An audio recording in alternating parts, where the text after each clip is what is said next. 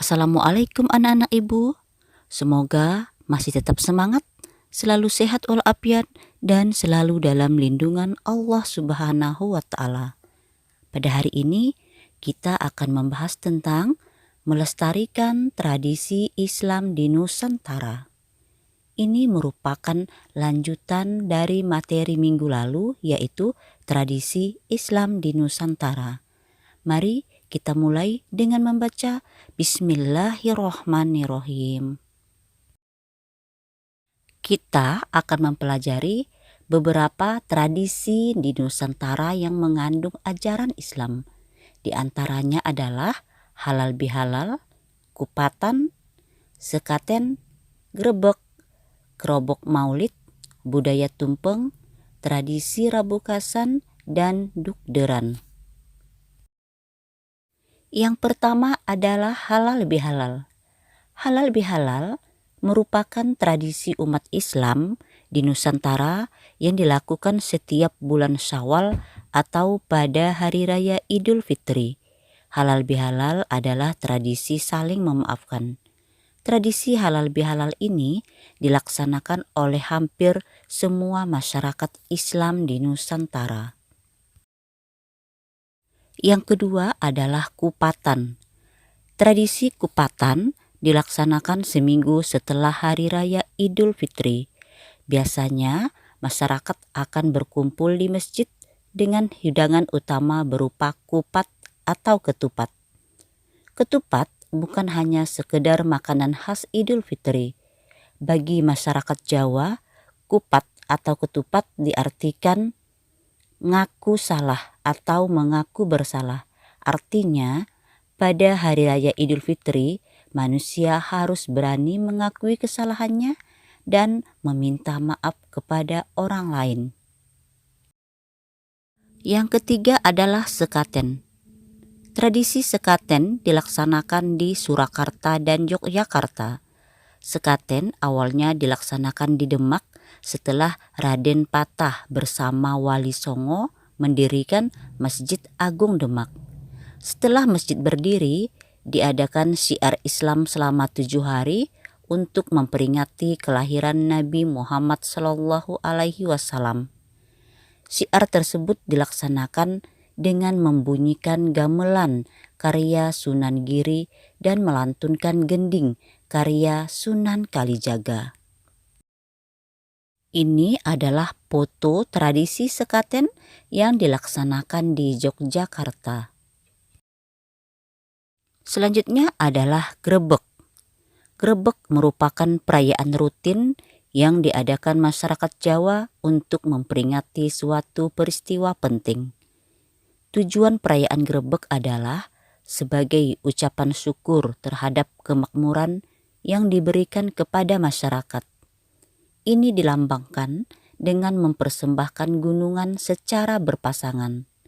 Gunungan ini tersusun dari hasil bumi yang dirangkai pada kerangka berbentuk menggunung dan kemudian dibawa berkeliling. Kemudian masyarakat akan berebut isi dari gunungan tersebut. Yang kelima adalah budaya tumpeng. Kalau yang ini ibu yakin pasti semuanya sudah pada tahu kan? Tumpeng adalah nasi beserta lauk yang disajikan dalam bentuk kerucut. Nasi yang digunakan biasanya berupa nasi kuning atau nasi uduk. Tumpeng biasa dibuat pada saat perayaan peristiwa penting. Budaya tumpeng pada awalnya berasal dari Jawa, tetapi pada saat ini hampir setiap daerah di Nusantara membuat tumpeng untuk merayakan suatu peristiwa penting. Kita lanjutkan dengan tradisi Rabu Kasan. Tradisi Rabu Kasan dilaksanakan untuk meminta pertolongan kepada Allah Subhanahu wa Ta'ala agar dijauhkan dari musibah dan bencana.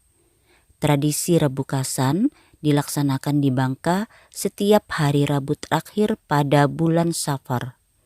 Tradisi Rabu Kasan dimulai dengan mengumandangkan azan di pintu masjid yang kemudian dilanjutkan dengan doa bersama. Setelah itu, makan ketupat yang telah disiapkan yang diakhiri dengan bersilaturahmi ke rumah kerabat. Yang ketujuh adalah Dukderan. Dukderan merupakan festival khas kota Semarang yang menandai dimulainya ibadah puasa di bulan suci Ramadan yang diadakan dalam bentuk perayaan. Dibuka oleh wali kota dan dimeriahkan dengan sejumlah mercon dan kembang api. Yang kedelapan adalah Kerobok Maulid dan Pawai Obor. Tradisi Kerobok Maulid diadakan di kawasan Kutai Kertanegara yang dilaksanakan setiap tanggal 12 Rabiul Awal yang tujuannya untuk memperingati hari kelahiran Nabi Muhammad Sallallahu Alaihi Wasallam. Kata kerobok berasal dari bahasa Kutai yang artinya berkerumun. Tradisi kerobok dimulai dengan membaca berjanji di Masjid Jami Hasanuddin. Setelah itu, prajurit kesultanan keluar dengan membawa usungan yang berisi kue, bunga rampai, dan astagona. Usungan tersebut dibawa keliling keraton dan dibagikan kepada masyarakat yang hadir di masjid. Acara ini ditutup dengan pembacaan hikmah maulid oleh seorang ulama. Ini adalah foto tradisi kerobok maulid yang dilaksanakan di kawasan Kutai Kertanegara.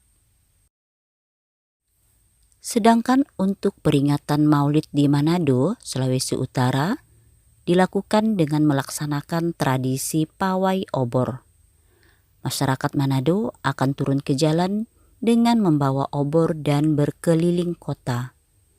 Tradisi pawai obor tersebut memiliki makna bahwa kelahiran Nabi Muhammad SAW membawa cahaya terang bagi umat manusia, sehingga berhasil membebaskan manusia dari zaman jahiliyah. Demikianlah pembahasan kita pada hari ini. Mari kita lestarikan tradisi-tradisi Islam yang ada di Nusantara. Karena budaya dan tradisi tersebut digunakan oleh para ulama sebagai sarana di dalam menyampaikan agama Islam di Nusantara. Kita tutup pertemuan hari ini dengan membaca Alhamdulillahirabbil alamin. Assalamualaikum warahmatullahi wabarakatuh.